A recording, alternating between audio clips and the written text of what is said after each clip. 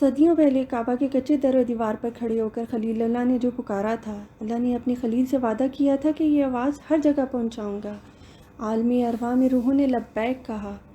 آج اپنی روح پر فخر ہو رہا ہے کہ جس نے لبیک کہا اور آج اللہ کی توفیق سے حاضری ہو گئی، لبیک لبیک ہو گیا۔ سب سے بڑے در کا، سب سے چھوٹا، سب سے حقیر، گناہوں سے بھرا اس کے در پر حاضر ہے۔ مکے کی گلیاں مدینے کی راہیں بلا رہی ہیں۔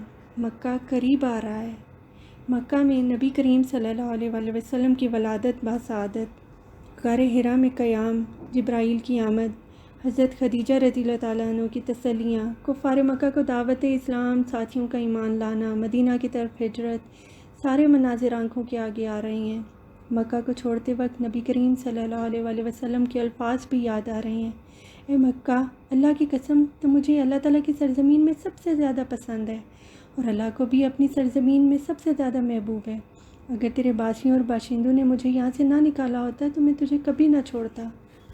مکہ اور طائف نزدیک آ رہے ہیں۔ طائف کے بورڈ کی طرف نظر پڑی تو اہل طائف کی بیگانگی اور نبی کریم صلی اللہ علیہ وآلہ وسلم سے ان کا سلوک کا نقشہ آنکھوں کے آگے آ گیا۔ نبی کریم صلی اللہ علیہ وآلہ وسلم نے پتھر کھا کر بھی ان کے لیے دعا کی۔ سارا منظر آنکھوں کے آگے گھوم گیا۔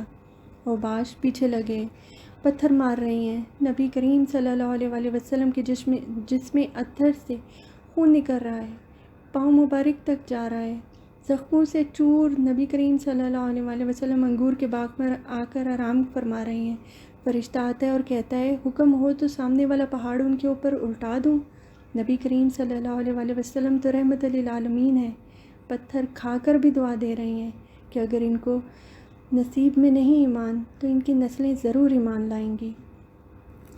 آج اللہ کے گھر پہلی حاضری ہے۔ اس کے در کا سوالی اس کے در پر جا رہا ہے، گناہوں کی پوٹلیاں لیے، رحمت اور معافی کا طلبگار ہے، حرم کے لیے روانہ ہے، تلبیہ پڑھتے ہوئے، لبیک اللہم لبیک کے نعرے لگاتے۔